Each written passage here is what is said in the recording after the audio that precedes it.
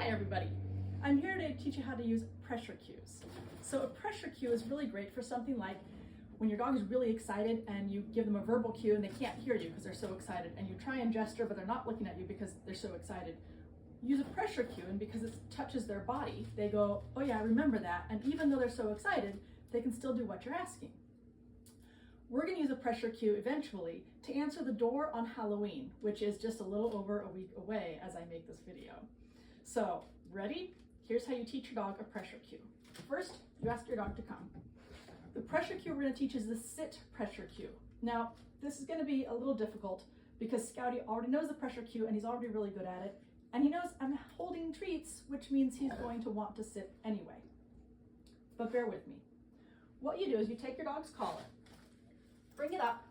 We want it up high because we want it to affect their head, not their shoulders, right? And then what you do, is lift a little bit. When they sit, you give them a treat. Now, if your dog already knows how to sit,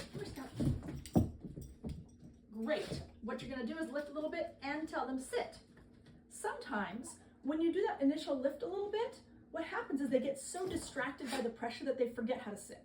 So lessen the pressure until they can do it. I'm gonna ask him to stand up with a pressure cue, which he doesn't know, and I'm gonna ask him to sit with a pressure cue. Good boy. I'm gonna ask him to stand up. Good, sit. The goal here is not to pull their weight up off their feet or anything like that. The goal is to lift a little bit up and a little bit back so that what you're doing is pulling their, I have one treat left, hang on, good boy. All right, no more.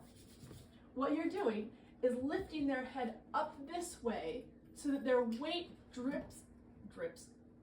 shifts onto their haunches. Their little back legs go, oh, I think I'll sit down. That's the physical mechanical part of a pressure cue. The reason we like this is because then when your dog starts pulling on their leash, that pressure cue is going to tell them, oh, usually when I feel this kind of pressure, it means sit, so maybe I should back off. Or when you're at the door and you ask your dog to sit and they're so excited out of their minds because, oh my God, there is a guest. You can do this pressure cue and it reminds them to sit. All right?